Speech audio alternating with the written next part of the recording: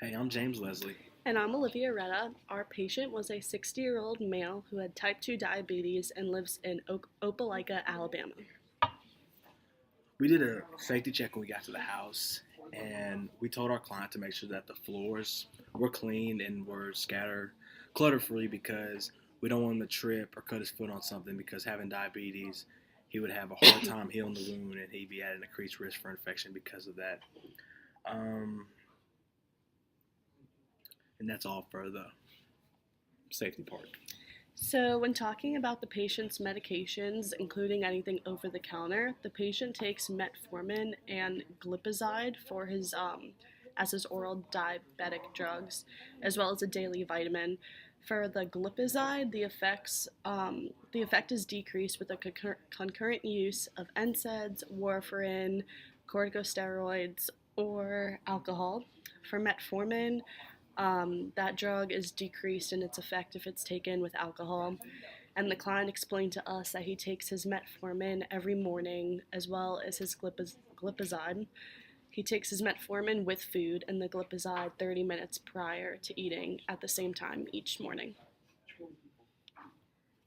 So we discussed with the patient, or excuse me, the client, what he's doing to manage the health condition.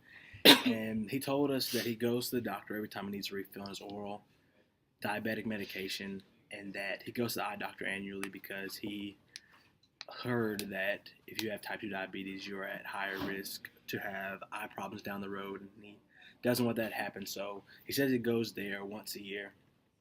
He also told us that he keeps a journal of his daily blood sugars, which he takes twice, 2 times, 3 times a day, just depends.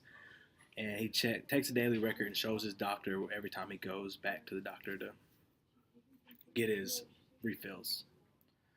He told us that he has not made any lifestyle alterations with exercise or diet with diabetes, so that is something that later we will discuss on how we'll educate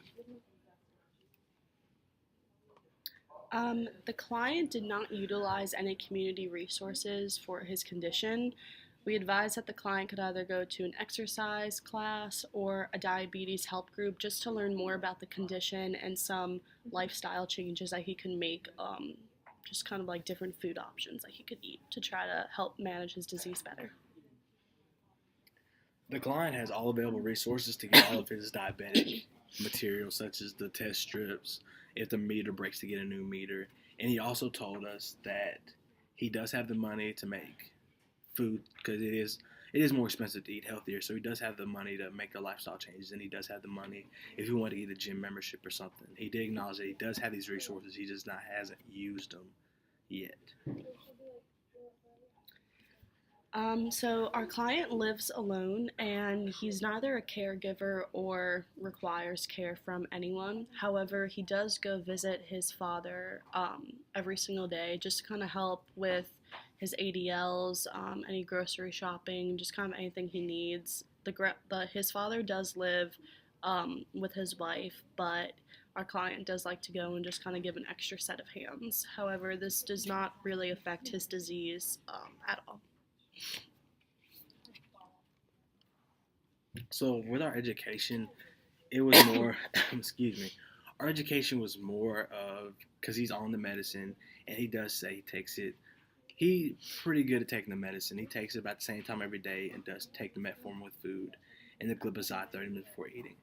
But our main issue was with the lifestyle alterations because we discussed with him that the medication does do a great job of helping him, but if he doesn't make the lifestyle changes, it's just going to make things harder and harder on him.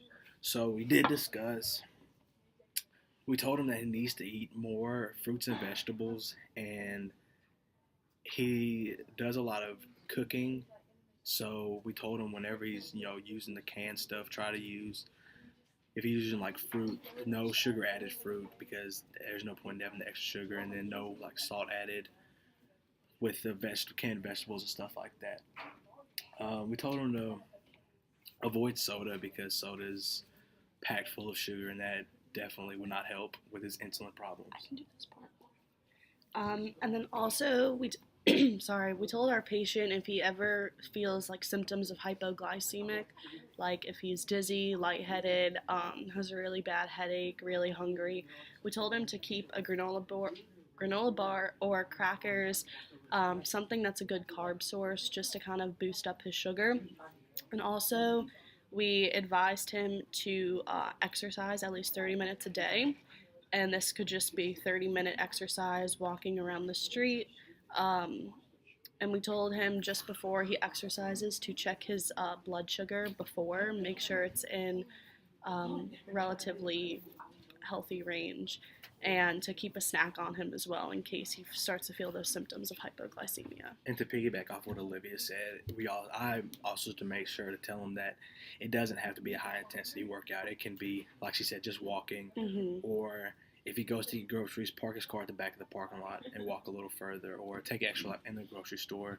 Just whatever it takes to get him to start wanting to make these lifestyle changes, because I told him it's just like a diet. If you try to start it all at once, it's hard to keep up with it. You need to make small little changes first and then build your weight gradually up.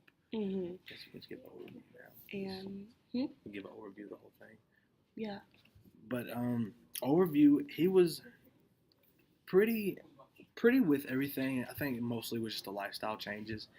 It that was mostly the big thing. Yeah, I mean, he went to his doctor's appointments and, like, the eye doctor. He kept a journal for his glucose readings every single day. I just think the main thing he was having trouble with was the diet, which is usually the biggest part of it. So just teaching him what foods he can and can't eat. I mean, we really said there's nothing that he absolutely cannot have, but if he wants to eat something sweet, just in moderation. And to always check with his doctor or healthcare provider first. And another thing, with the education I got, we did tell him to assess his feet. We should have every day, but we told him as much as he can, because you have less blood flow down there, and diabetes, you can have neuropathy, so you don't really feel things. So we did tell him to check his feet to just make sure that everything looks good, and to be really, really careful when he cuts his toenails, because if you cut them too short, you can be at an increased risk of bleeding, and that can cause tons of problems. Yes. Overall, the client, he listened very well. He took note, and he seemed like he was ready to make the change. Liked everything we had to say. And that's our I project. think that's it. Thank you. Hope you like our eyes.